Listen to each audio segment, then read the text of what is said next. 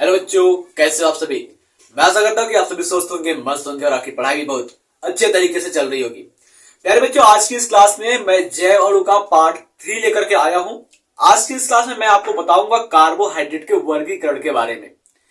Carbohydrate को कितने भागों में बांटा गया है, क्या क्या नाम है, उसके क्या क्या उदाहरण है, उन सभी को मैं आज की इस क्लास में आपको बताने वाला हूं। चलिए आज की इस क्लास को शुरू करते हैं और समझते हैं कि कार्बोहाइड्रेट का वर्गीकरण क्या होता है और कैसे बांटा गया। सबसे पहले अगर हम बात करते हैं जो कार्बोहाइड्रेट होता है ना, उसको हम उसके संरचना और गुणों के आधार पर अलग अलग भागों में बांट देते हैं। ठीक है, उसके गुणों के आधार पर हम उसको अलग अलग भागों में बांटते हैं। तो अगर हम बात करते हैं, थोड़ी सी बातें अगर पुरानी की मैं बात करता हूं, तो हमने पढ़ा था जो कार्बोहाइड्रेट का सामान्य सूत्र होता है वो क्या होता है, CnH2O का होल N।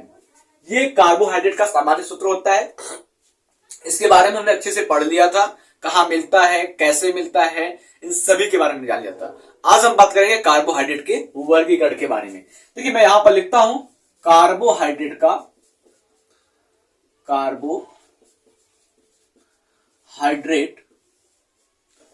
का वर्गीकरण। दैट मीन्स हम बात करने वाले हैं क्लासिफिकेशन ऑफ कार्बोहाइड्रेट के बारे में ना। Classification of carbohydrate.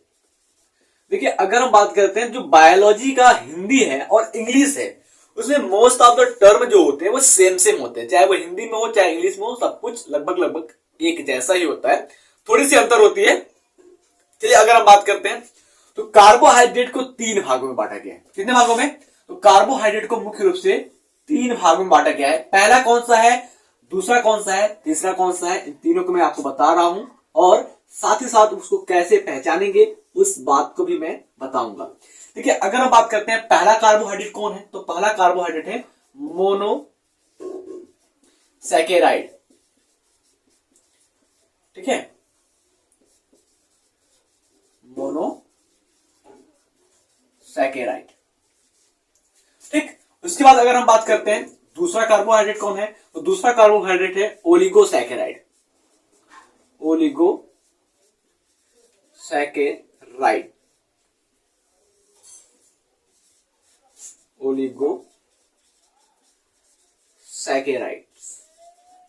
और अगर हम बात करते हैं तीसरे कार्बोहाइड्रेट की, तो तीसरा कार्बोहाइड्रेट जो है वो है पॉलीसैकेराइड। पॉलीसैकेराइड्स।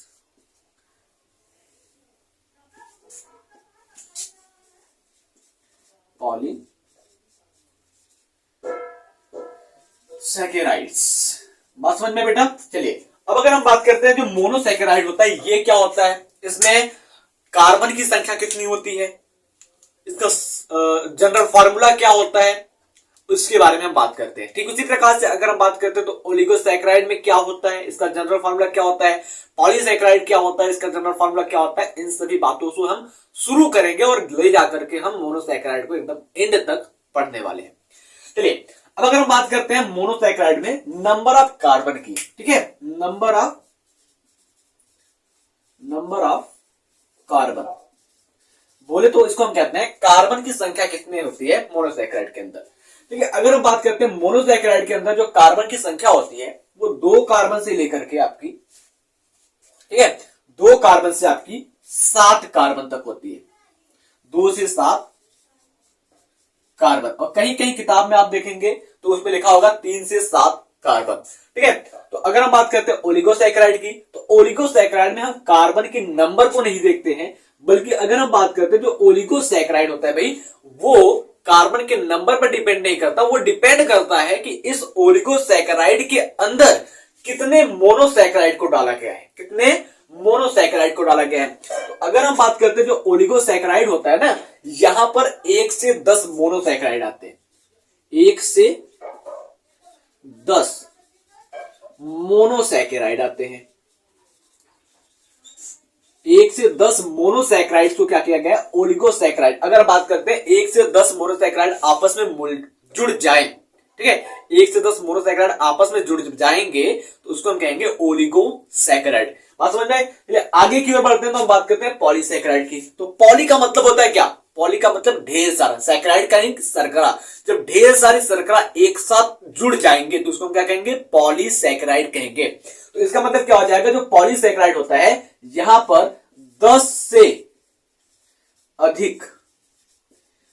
से अधिक मोनोसैकेराइड पाया जाएगा। ठीक है, इतना समझ में आया? अब अगर हम बात करते हैं तो इन तीनों के जनरल फार्मूला की सामान्य सूत्र क्या होता है? जनरल फार्मूला, सामान्य सूत्र की बात करते हैं बाबू। सामान्य सूत्र क्या होता है? अब अगर हम बात करते हैं मोनोसैकेराइड का सामान्य सूत्र जो होता है वो दो तरीके से लिख सकते हैं आप। पहला तो आप लिख सकते हैं CH2O इस प्रकार से, या फिर आप इसी सूत्र को लिख सकते हैं CnH2nOn। इस प्रकार से आप सूत्र को लिख सकते हैं।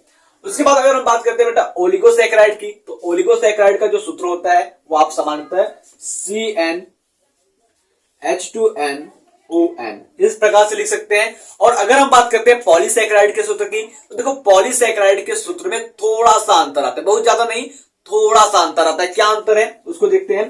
तो इसका हो जाएगा C6H12O5 का होल n हो जाएगा। इसका मतलब क्या है? तो यहां पर अगर हम पॉलीसैकेराइड की बात करते हैं तो यहां पर ऑक्सीजन जो होगा वो कार्बन से एक कम होगा। अब अगर आप कहेंगे जैसे यहां पर यन क्या लिखा हुआ है, यन का मतलब क्या होता है, तो मैं आपको बता दूं, जहां यन जो होता है ना, जहां यन बराबर 1 2 3 4 5 डॉट डॉट डॉट डॉट, यानी कि 6 7 8 9 10 हो सकता है। समझ में आया? अब उसके बाद अगर बेटा बात करते हैं इसमें क्या क्या उदाहरण आएंगे, कौन सा चीज या कौन सा शर्करा जो होगा वो मोनोसैकेराइड कहलाएगा, कौन सा शर्करा ओलिगोसैकेराइड कहलाएगा, कौन सा शर्करा पॉलीसैकेराइड कहलाएगा। तो मैं तीनों को एक एक करके बारी बारी में आपको बताऊंगा अलग अलग सेपरेट क्लास में। लेकिन यहां पर मैं आपको एग्जांपल बता देता हूं ताकि जब क्लास में बताऊं कि ओलिगोसैकेराइड क्या होता है तो आप अच्छे से पकड़ लो कि हाँ सर जी ने ये बताया था, इसमें ये एग्जांपल आता है। ठीक उसी प्रकार से मोनोसैकेराइड जब मैं शुरू करूंगा तो आपको बता देना होगा सर जी मोनोसैकेराइड के बारे में ये चीजें बताए थे कि मोनोसैकेराइड में ये चीजें आता है। ठीक है, कोई भी जैसे कि बात करते हैं ribo sugar, deoxy ribo sugar, ये सभी जो कुछ भी बताया था मैं, हाँ सर जी ने ये बताया था, ये चीजें आता है। उसके बाद उसी प्रकार से पॉलीसैकेराइड की बात करते हैं तो पॉलीसैकेराइड में क्या आता था, हाँ सर जी ने बताया था, सेलुलोज आता है, काइटिन आता है, हेमी पॉलीसैकेराइड आता है। हाँ इतना हमको पता है। ठीक है, तो आप ऐसे कर लोगे। अब अगर हम बात करते हैं उदाहरण की, तो क्या उदाहरण हो जाता है? ठीक है, अगर हम बात करते हैं उदाहरण यानी कि एग्जाम्पल की बात करते हैं, क्या क्या एग्जाम्पल आता है।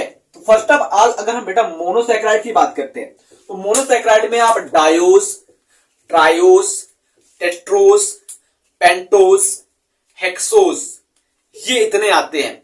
ठीक है, कौन कौन सा? डायोस, डायोस का मतलब नंबर ऑफ कार्बन 2, यानी कि कार्बन की संख्या क्या होगी? केवल और केवल 2 होगी। उसके बाद बात करते हैं टेट्रोस, टेट्रोस में क्या होता है? 4 कार्बन। और इसी प्रकार से ट्रायोस होता है 3 कार्बन। पेंटोस, आपने नाम सुना था भाई, पेंटोस शुगर 5 कार्बन। इसके अंदर एग्जांपल क्या आता है? राइबोज और डीऑक्सी राइबोज आता है। समझ में आया? उसी की बाद बात करते हैं हेक्सोज, हेक्सोज का मतलब क्या होता है? 6 कार्बन। तो यहां पर क्या हो जाएगा? ग्लूकोज, फ्रैक्टोज, ग्लैक्टोज, ये सभी आते हैं। बात समझ में आई? हम एक एक को डिटेल से पढ़ेंगे, आप टेंशन मत लीजिए। सबसे पहले अगर हम बात करते हैं तो यहां पर आपका आ जाता है डायोज, डायोज हिंदी में भी लिखेंगे डायोज। यहां पर क्या हो जाएगा? Number of carbon 2। अभी मैं आपको बताऊंगा कैसे इसका क्या होता है। उसके बाद अगर हम बात करते हैं तो यहां पर आ जाएगा ट्रायोज,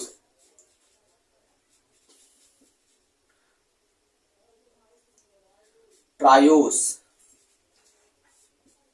उसके बाद अगर मैं बात करता हूं तो यहां पर आता है टेट्रोस, टेट्रोज। ठीक है, नीचे बात करता हूं तो आता है पेंटोस। सभी का एग्जांपल मैं आपको बताऊंगा। पेंटोस,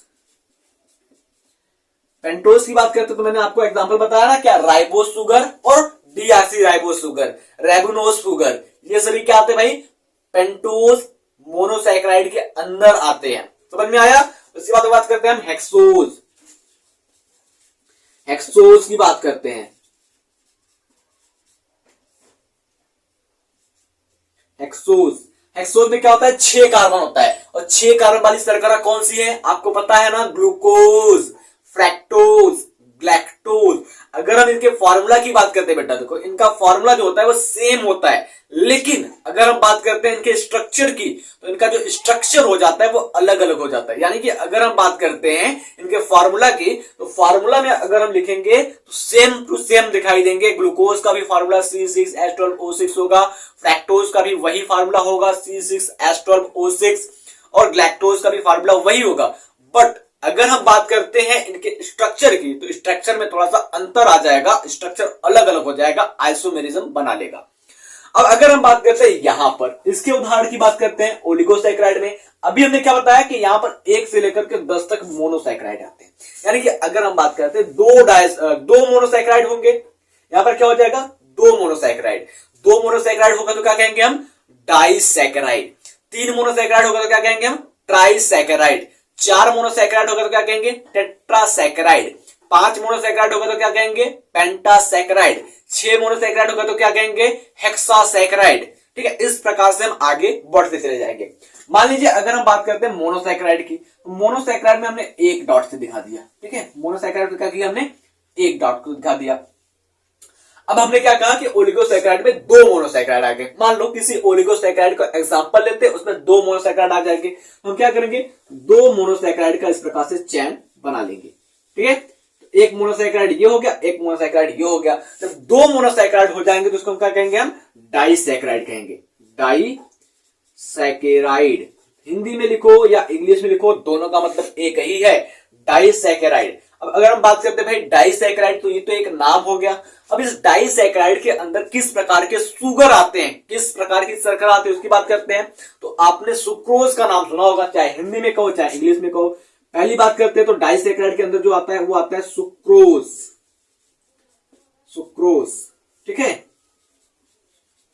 अब अगर हम बात करते हैं सुक्रोज बनता कैसे, सुक्रोज में किस किस चीज का कॉम्बिनेशन होता है, तो सुक्रोज के अंदर जो कॉम्बिनेशन होता है वो ग्लूकोज प्लस फ्रैक्टोज होता है।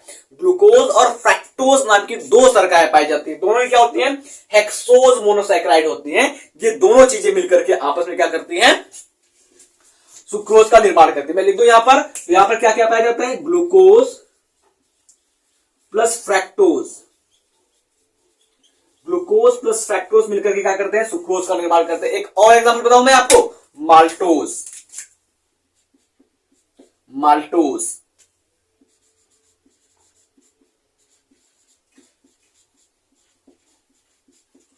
माल्टोज की बेटा बात करते हैं, तो माल्टोज कैसे बनता है, तो माल्टोज भी डाइसैकेराइड का कैसे बनता है, इसमें ग्लूकोज प्लस ग्लूकोज होते हैं, 2 ग्लूकोज मॉलिक्यूल मिल जाएंगे तो इसका बन जाएगा माल्टोज। तो हम क्या कहेंगे इसमें, glucose plus glucose, glucose plus glucose. ठीक है, उसके बाद अगर हम बात करते हैं इसके एक और एग्जांपल की, तो एक आता है लैक्टोज। लैक्टोज शर्करा का आपने नाम सुना होगा ना, जो दूध में पाया जाता है भाई, लैक्टोज। लैक्टोज शर्करा कहां पाया जाता है, दूध में पाया जाता है। वो बनता कैसे, उसमें किस प्रकार की शर्करा पाई जाती है, तो 2 हेक्सोज पाया जाता है। कौन कौन सा, ग्लूकोज प्लस ग्लैक्टोज, 2 चीजें मिलकर के क्या कर रही है, लैक्टोज का फॉर्मेशन कर रही है ना। लिख दूं मैं यहां पर लैक्टोज, समझ में आया। तो यहां पर क्या होता है, glucose plus galactose, glucose plus galactose, ये 2 चीजें मिलकर क्या कर रही है, लैक्टोज शर्करा का फॉर्मेशन कर रही है। ठीक उसी प्रकार से जैसे हमने यहां पर डाइसैकेराइड लिखा ना, ठीक इसी प्रकार से ट्राइसैकेराइड भी होगा। एग्जांपल में आपको जब ओलिगोसैकेराइड डिटेल से पढ़ाऊंगा तब आपको बताऊंगा। 3 कार्बन ट्राइसैकेराइड, 4 कार्बन 3 मोनोसैकेराइड ट्राइसैकेराइड, 4 मोनोसैकेराइड होंगे तो टेट्रासैकेराइड, टेट्रासैकेराइड। ठीक है, टेट्रासैकेराइड, बात समझ में आना। चलिए अब आगे इसी प्रकार से हम बात करते हैं, 5 मोनोसैकेराइड होगा तो पेंटासैकेराइड, 6 होगा तो हेक्सासैकेराइड, 7 होगा तो हेप्टासैकेराइड, इसी प्रकार से ये चलता ही रहेगा। अब अगर हम बात करते हैं पॉलीसैकेराइड, देखो पॉलीसैकेराइड जो होता है बेटा ना, इसको वापस से 2 भागों में बांट दिया गया है। पहला कौन, पहला इसके कंपोजिशन के बेसिस पर, जब आप साइड के बुक में देखेंगे तो वहां पर मिलेगा आपको मिल जाएगा कंपोजिशन के बेसिस पर, और दूसरा मिल जाएगा स्ट्रक्चर के बेसिस पर। यानी कि एक मिल जाएगा आपको संगठन के आधार पर और दूसरा मिल जाएगा आपको संरचना के आधार पर। तो अगर हम बेटा बात करते हैं यहां पर ना, इसकी बात करते हैं तो इसको वापस हमने 2 भागों में बांट दिया है। पहला कौन है, स्ट्रक्चर बेस्ड, और दूसरा क्या है, कंपोजिशन बेस्ड। ठीक है, कंपोजिशन बेस्ड यानी कि बात करते हैं संगठन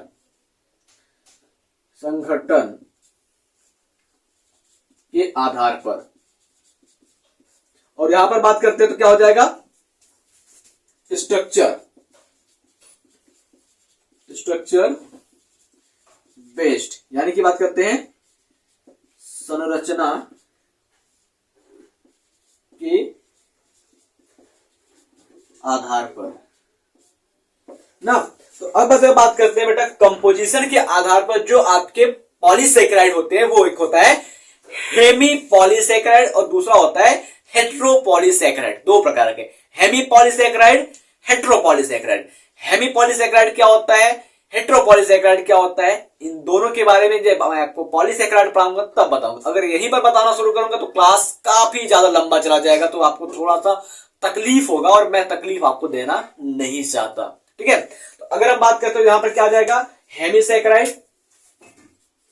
हेमी का मतलब क्या होता है, हाफ, हेमी पॉलीसैकेराइड।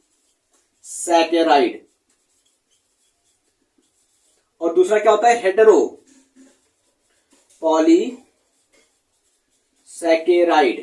बात समझ में आ रही है ना। अब इसके बाद अगर हम बात करते हैं स्ट्रक्चर के बेसिस पर, तो स्ट्रक्चर के बेसिस पर जो पॉलीसैकेराइड होते हैं उसको हम कहते हैं स्ट्रक्चरल पॉलीसैकेराइड, संरचनात्मक पॉलीसैकेराइड के नाम देते हैं उसे। और इसके अंदर जो आपका आ जाता है, जैसे में हम बात करते हैं, जो आपका सेलुलोज होता है वो संरचना प्रदान करता है किसको, प्लांट को, यूकैरियोटिक में। काइटिन जो होता है वो भी क्या करता है, एक outer covering cell wall provide करवाता है। इसी प्रकार से हम बात करते हैं पेप्टाइडोग्लाइकॉन की, तो ये भी एक सेल वॉल प्रोवाइड करवाता है, सेल वॉल के अंदर पाया जाता है। ठीक है, तो इस प्रकार से अगर हम बात करते हैं तो क्या हो जाएगा, यहां पर अगर हम बात करते हैं जो स्ट्रक्चर बेस पर होते हैं उसको हम क्या कहते हैं, स्ट्रक्चरल पॉलीसैकेराइड यानी कि बात करते हैं संरचनात्मक पॉलीसैकेराइड, स्ट्रक्चरल पॉलीसैकेराइड करेंगे। जैसे अगर हम बात करते हैं विज में, जैसे अगर हम बात करते हैं तो क्या आ जाता है आपका, सेलुलोज। देखो हिंदी नाम इंग्लिश नाम दोनों एक ही है, मैं बार बार बता रहा हूं, सेलुलोज, काइटिन। ठीक है, सेलुलोज, काइटिन,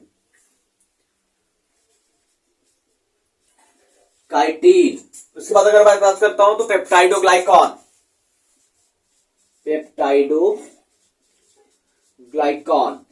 बात समझ में आई। तो मैं आशा करता हूं कि इतनी बातें आपको बेहतरीन तरीके से समझ में आ गई होगी, कोई भी परेशानी नहीं होगा। एक बार मैं चेक करता हूं जितना भी मैंने नीचे लिखा है क्या वो पूरा आ रहा है स्क्रीन में कि नहीं आ रहा है।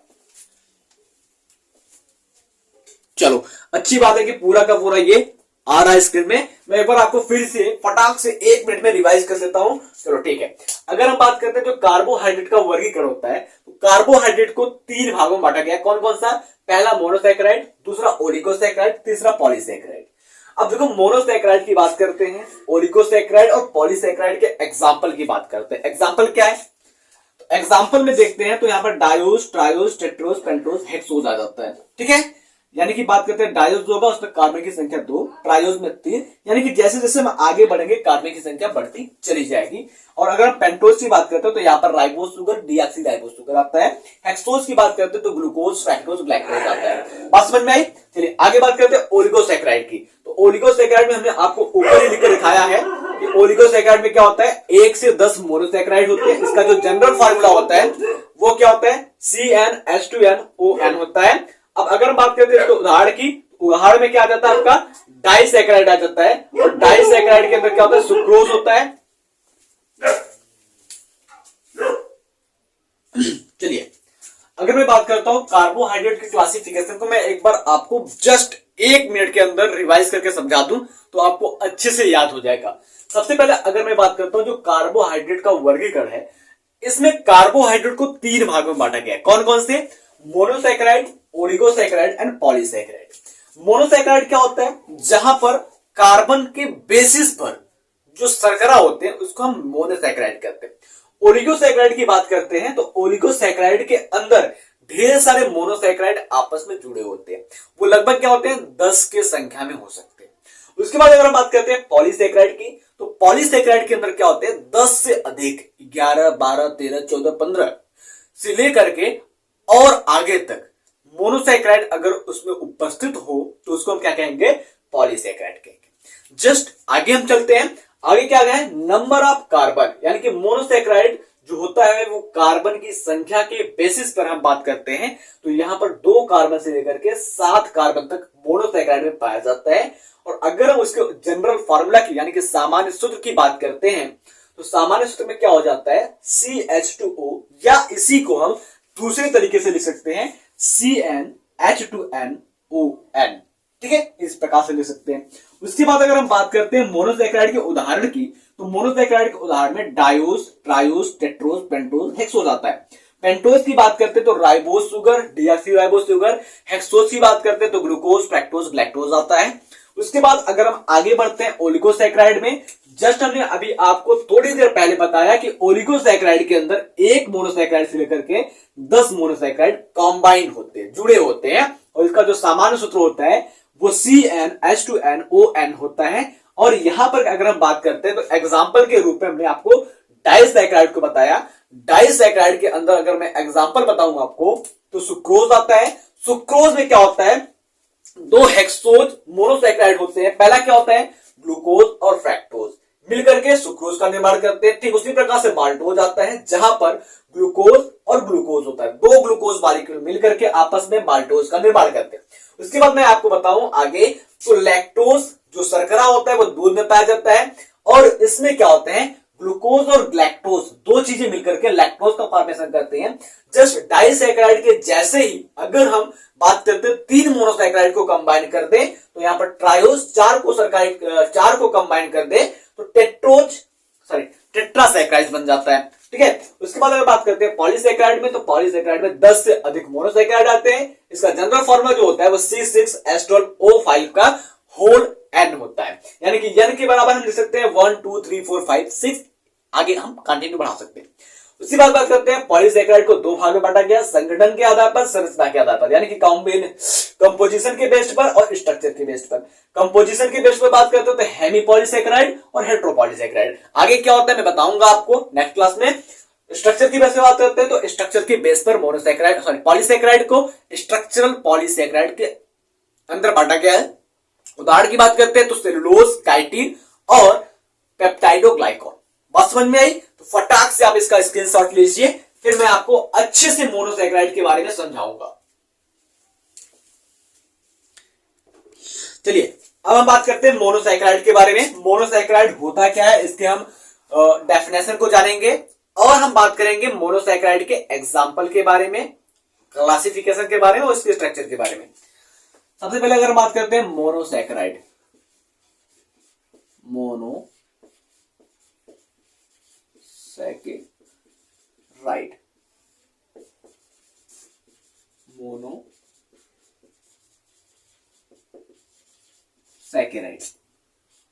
ठीक है, देखो थोड़ी सी मैं आपको तकलीफ देना चाहूंगा। जो इंग्लिश मीडियम के बच्चे हैं उनको मैं नीचे डिस्क्रिप्शन में उनको नोट्स दे दूंगा, आप वहां से ले सकते हैं। बाकी हिंदी मीडियम वाले मेरे साथ साथ चलिए, आप अपना नोट्स बनाते रहिए। ठीक है, बीच बीच में मैं आपको इंग्लिश का जो टॉपिक है उसको भी मेंशन करके मैं आपको समझा दूंगा।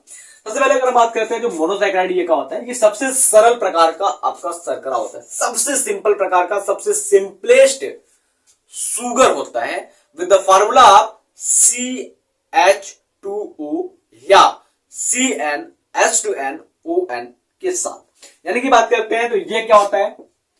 यह सबसे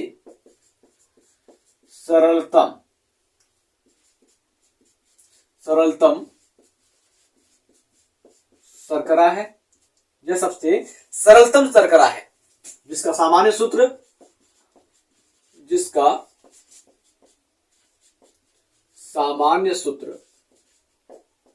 CH2O या CnH2nOn होता है। बात समझ में आई?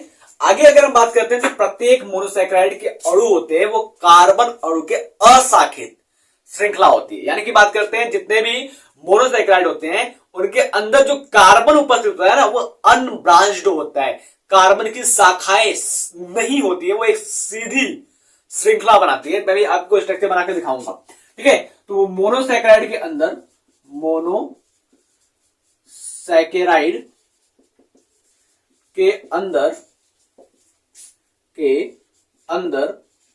उपस्थित कार्बन, मोनोसैकेराइड के अंदर उपस्थित कार्बन अणुओं की अशाखित श्रृंखला पाई जाती है। अशाखित श्रृंखला पाई जाती है। बात समझ में आया? और अगर हम बात करते हैं जिसमें प्रत्येक कार्बन एक दूसरे कार्बन के परमाणु से सहसंयोजी बंध द्वारा जुड़ा होता है, यानी कि each carbon attached with other carbon with the help of coordination bond, ठीक है। यानी कि बात करते हैं प्रत्येक कार्बन आपस में सहसंयोजी बंध द्वारा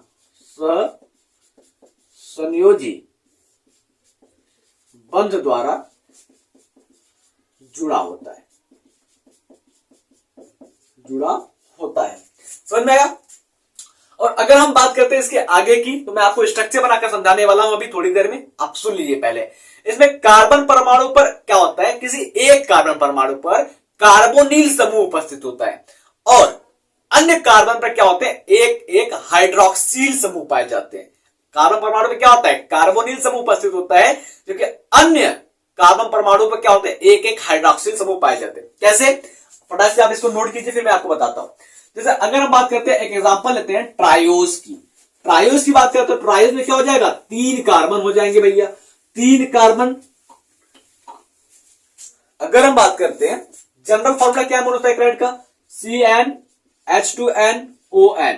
और अगर हम बात करते हैं n बराबर क्या हो जाए, 3 हो जाए, तो जहां जहां पर n है वहां पर क्या हो जाएगा, 3 हो जाएगा। अब क्या यहां पर 3 लिखेंगे, गलत हो जाएगा ना भाई, क्यों, इसके अंदर डॉट है, तो क्या लिखेंगे 6O3। इस प्रकार से इसका संरचना बनेगा।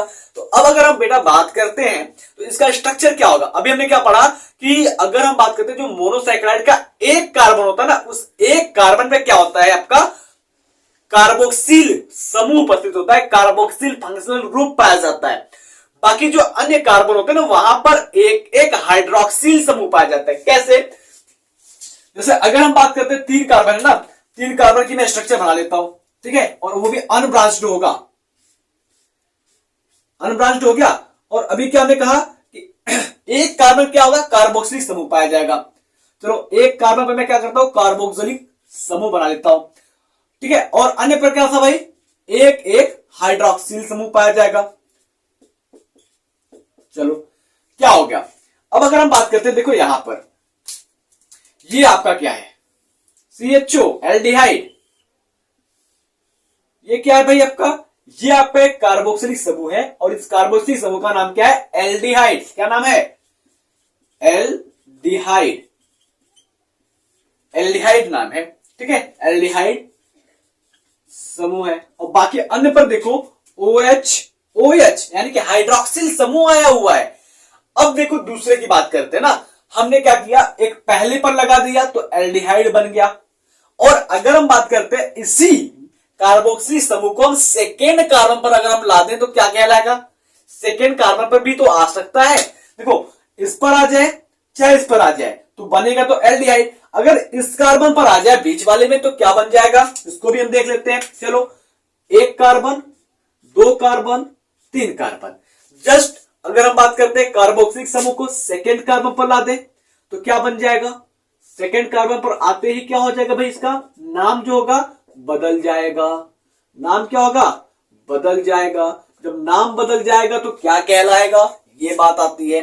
देखो अगर हम बात करते हैं जब सेकेंड कार्बन पर आपका कार्बोक्सिलिक समूह आ गया तो इसको हम क्या कहेंगे, इसको हम कहेंगे कीटोन। अब यहां पर एक बात बताते हैं आपको ना, इसको पढ़ेंगे क्या हम।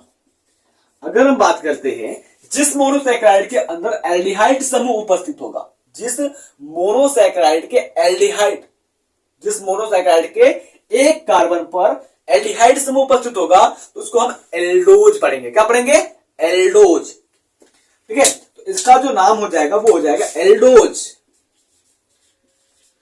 और जिसके पास कीटोन समूह उपस्थित होगा उसको हम क्या कहेंगे, कीटोज कहेंगे, कीटोज।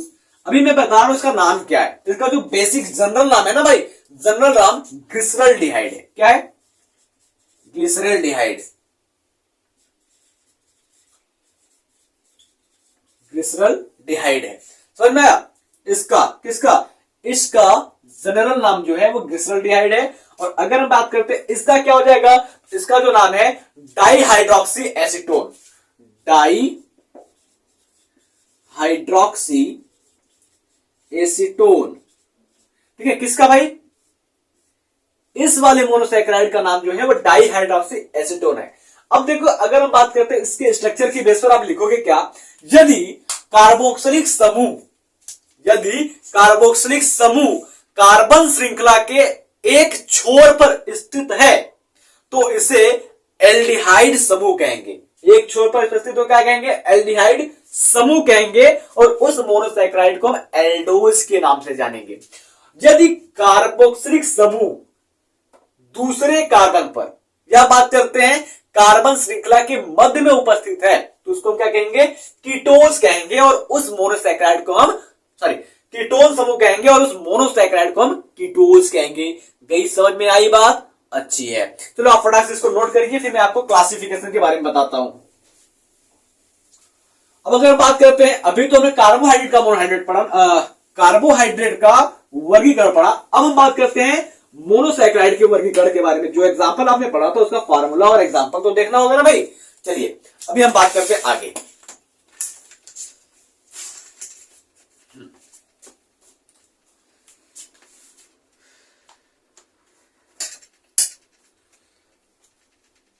चलो अब अगर बात करते हैं मोनोसैकेराइड के वर्गीकरण के बारे में, इसका वर्गीकरण करेंगे तो कार्बन की संख्या के आधार पर मोनोसैकेराइड को जो है वो अलग अलग भागों में बांटा गया। सबसे पहले अगर हम बात करते हैं तो क्या आ जाएगा आपका, डायोस। हिंदी नाम इंग्लिश नाम एक है, डायोस। यहां पर क्या होगा, नंबर ऑफ कार्बन 2 होगा, तो यहां पर कार्बन की संख्या 2 हो जाएगी तो किसका सूत्र क्या हो जाएगा, C2H4O2। समझ में आया। इसके बाद बात करते हैं हम ट्रायोस की। ट्रायोस की बात करते हैं तो नंबर ऑफ कार्बन 3 होगा, इसका सूत्र क्या हो जाएगा, C3H6O3। अभी 2 एग्जांपल आपने देखा ना, 2 एग्जांपल क्या आपने देखा, आपने देखा ग्लिसरल्डिहाइड और क्या देखा आपने, डाईहाइड्रोक्सी एसीटोन। मैं एग्जांपल लिख दूं यहां पर, तो ग्लिसरल्डिहाइड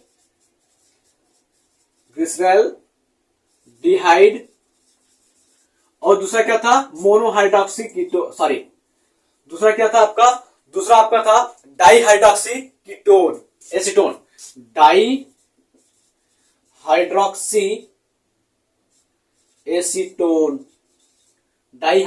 एसीटोन 2 चीजें थी। उसके बाद अगर हम बात करते हैं तो क्या हो जाएगा, टेट्रोज की बात करते हैं तो टेट्रोज में क्या हो जाएगा, 4 कार्बन, C4H8O4। यहां पर यानी कि 4 कार्बन वाला कौन सा सुगर बनेगा उसकी बात करते हैं तो यहां पर एरिथ्रोज और थ्रियोज बन जाएगा, एरिथ्रोज एंड थ्रियोज। ये 2 सुगर बनेंगे मोनोसैकेराइड जो उसमें 4 कार्बन उपस्थित होगा। उसके बाद बात करते हैं पेंटोज की।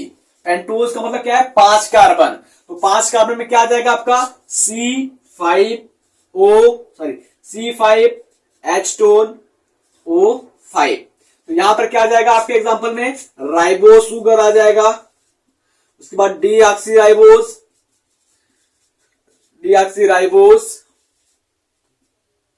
उसके बाद इसमें क्या आ जाएगा आपका जाइलोज, जाइलोज। उसके बाद इसमें और एग्जांपल आ जाएगा एरिविनोस, एरिविनोस ETC। इतने आपके 5 कार्बन वाले शुगर होते हैं। बात समझ में आया। उसके बाद बात करते हैं हेक्सोज की। हेक्सोज क्या होता है भाई? हेक्सोज की अगर मैं बात करूं, आपको समझाऊं, तो हेक्सोज में क्या होता है, कार्बन की संख्या 6 होती है। तो 6 कार्बन वाली संख्या में बात करते हैं तो C6H12O6। और इसके एग्जाम्पल की बात करते हैं तो एग्जाम्पल में क्या आ जाएगा आपका, एग्जाम्पल के अंदर हम बात करते हैं तो इसमें ग्लूकोज आ जाएगा, ग्लूकोज, फ्रैक्टोज, ग्लैक्टोज, ETC, इतने आ जाएंगे। तो ये रहा भैया मोनोसैकेराइड का वर्गीकरण, डायोस, ट्रायोस, टेट्रोस, पेंटोस, ठीक है, पेंटोस और हेक्सोस। 5 भागों में बांटा गया मोनोसैकेराइड को। अच्छे से समझ में आया? जब अच्छे से समझ में आया तो आप लिखिए हाँ सर। अब अगर हम बात करते हैं मोनोसैकेराइड का क्या महत्व होता है, क्या फायदा होता है मोनोसैकेराइड से, इसकी बात करते हैं। तो शरीर के अंदर जो ऊर्जा का स्रोत होता है प्रमुख, वो आपके हेक्सोज शर्कराएं होती है। पहला क्या हो गया, ये हमको ऊर्जा प्रदान करती है, हमारे शरीर में एनर्जी प्रोवाइड करती है। कौन? Glucose, fructose, lactose. भाई जो हम फल खाते हैं ना, सेब खाते हैं, ठीक है, शहद, इनके अंदर जो शर्करा मिलता है वो फ्रैक्टोज होता है। समझ में आया? हम अंगूर खाते हैं, उनके अंदर जो शर्करा मिलता है वो फ्रैक्टोज होता है। समझ में आया? उसके बाद अगर बात करते हैं तो प्रकाश संश्लेषण की क्रिया में हरित लवक की सहायता से पादप, शैवाल आदि ग्लूकोज का निर्माण करते हैं। यानी कि कार्बोहाइड्रेट का फॉर्मेशन होता है कि नहीं होता है? फोटोसिंथेसिस के दौरान जो पौधे होते हैं वो अपना भोजन बनाते हैं, किसके रूप में? ग्लूकोज के रूप में। आपने फोटोसिंथेसिस का रिएक्शन देखा है ना, C6H12O6 को हमने क्या किया है, ब्रेक डाउन किया है, कार्बन डाइऑक्साइड निकला है, एनर्जी निकला है, ऑक्सीजन निकला है, ठीक है, वाटर निकला है। इन सभी को बताया था ना मैंने आपको कभी।